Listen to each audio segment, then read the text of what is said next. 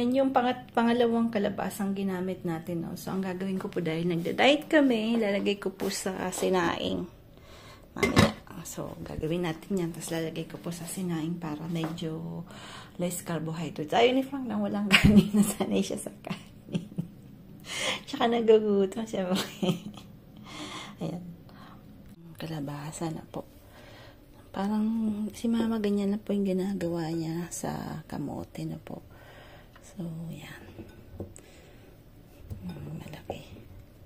Tingnan natin kung masarap. Yan. Parang, yan. Mga nagda-diet. Yan din natin ito ng kalabasa. Ang laki pala ng liwag. Iwan natin laki. Yan.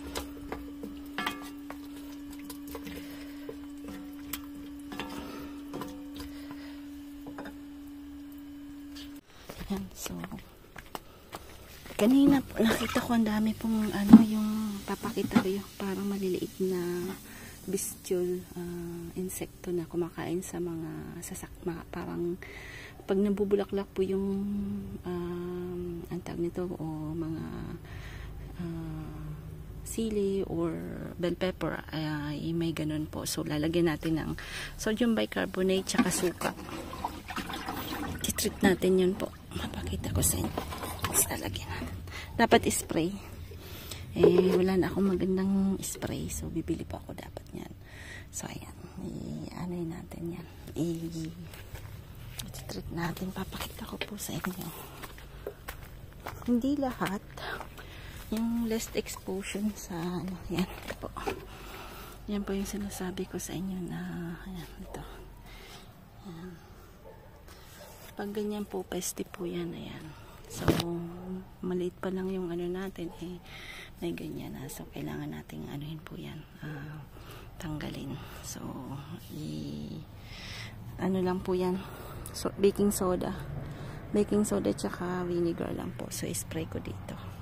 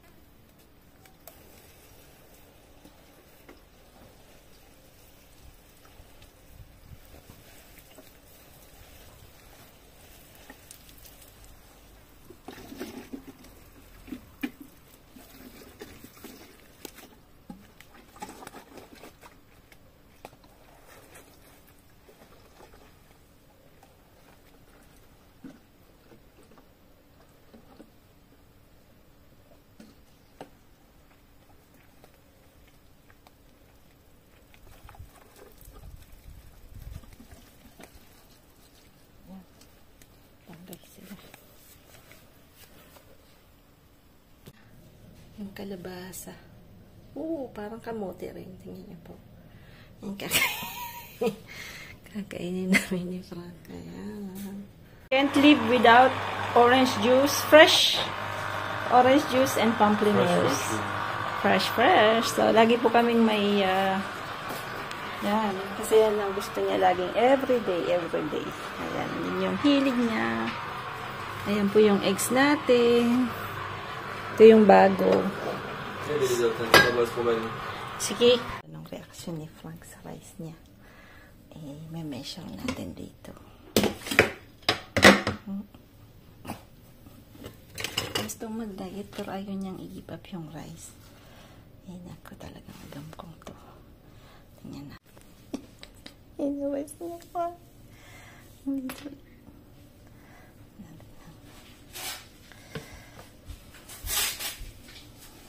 Wala, Frank, that's your rice. Is enough? Whoa, wonderful! Enough, lah? God. Enough?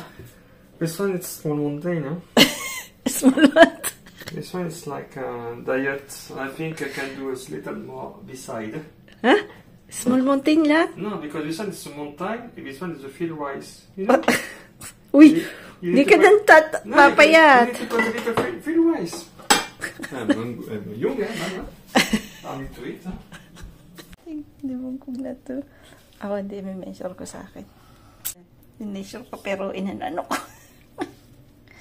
May naumbaon ko. Yan, lagyan natin. Kasi nga hindi ka mag-rice, basta may ganyan. Yan. Ha? C'est délice. Ça délice? Délice. Delicious. Bon appétit. Ouais, c'est bon. Ça va? Ah, c'est bon. Ça a plein de goût. Moi, du test. Tu veux du soleil pour toi ou pas? Our diet food. Hein? Hein? Tu veux du soleil pour toi? Non. Alors, vas-y, goûte. So, field rice. Field rice. C'est chaud, non? C'est bon. C'est bon? C'est bon. C'est bon. Gumagawa po ako ng putpuri. So, it's a mix of labong, some, ano ba tawag nito? Star anise, laurel, and some clove syrup. Yan po kasi yung mga things na medyo talagang matatapang yung amoy na mabango. Ayan, maganda po siya sa loob ng bahay na po, sa CR, sa mga cabinets para wala po kayong mites na po. So, yan, lalagay natin yan. Gagawa tayo ng parang ang lalagyan nila, then ano po natin siya, isuso natin siya. Nako, yan po. No. Yan, kinakat ko po yan ng maliliit. Tinatanggal ko yung pinaka-stages niya. Yan. Tapos talagay natin yan ulit. So, madami tayong gagawin. Para, ayan, pang lalagay natin sa mga, ano po, sa garahe din, lalagyan din daw ni Frank. Kasi, pang ano din yan ng mga mix na po. Yan. Yan, dami nang nagawa. Dami ko na pong nagawa. Ayan na.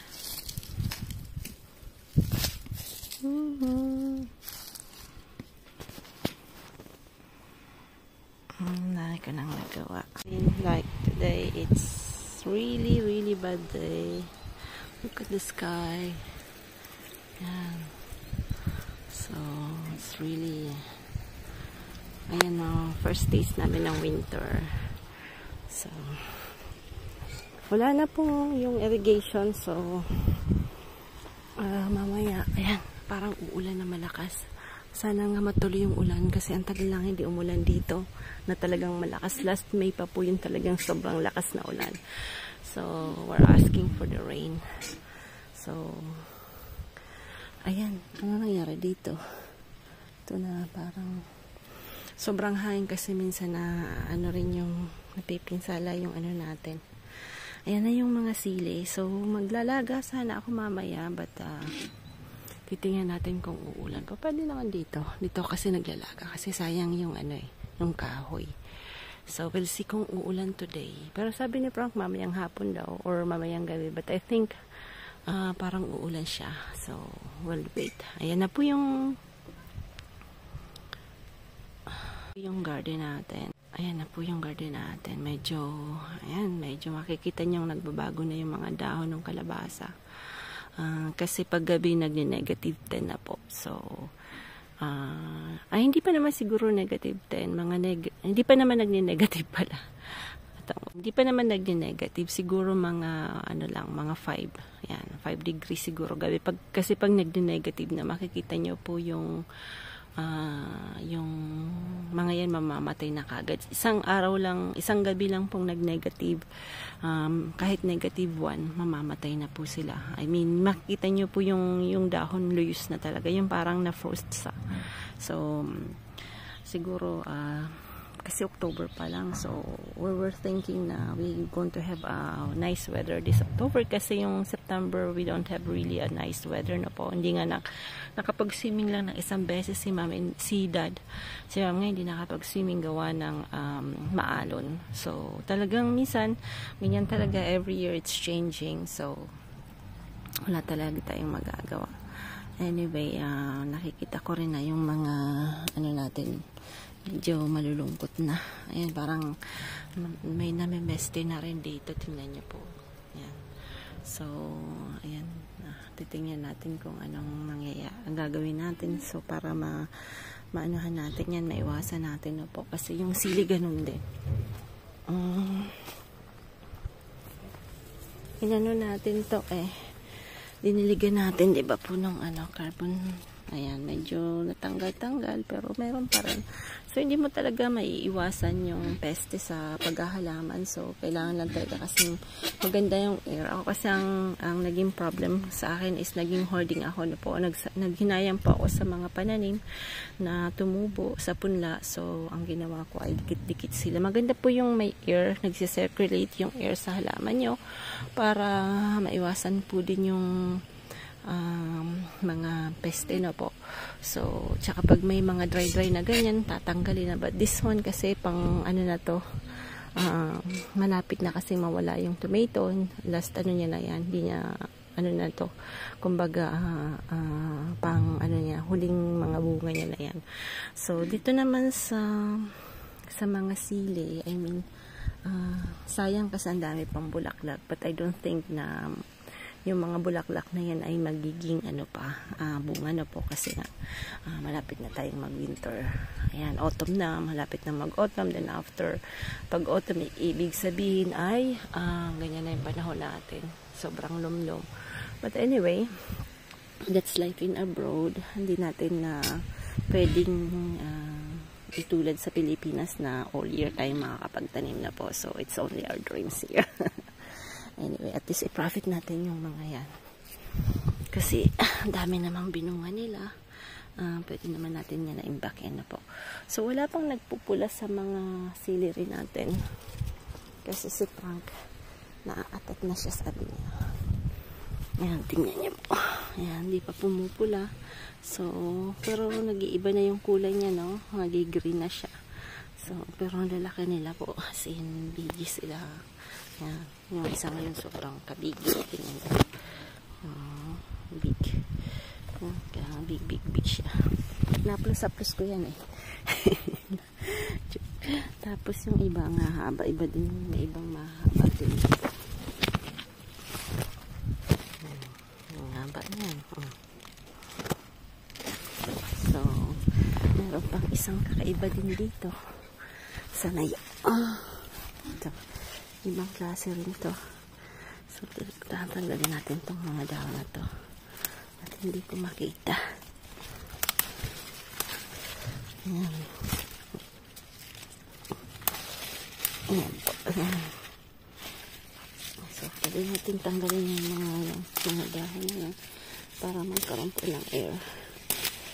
Ayan. Ayan.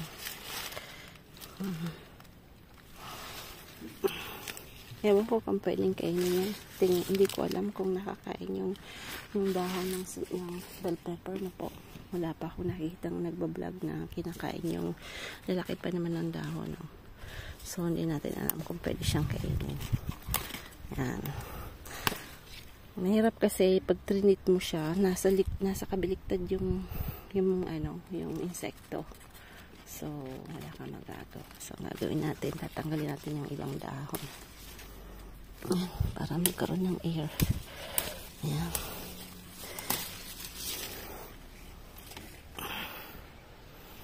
Tapos doon, yung mga talong wala na, hindi umasenso.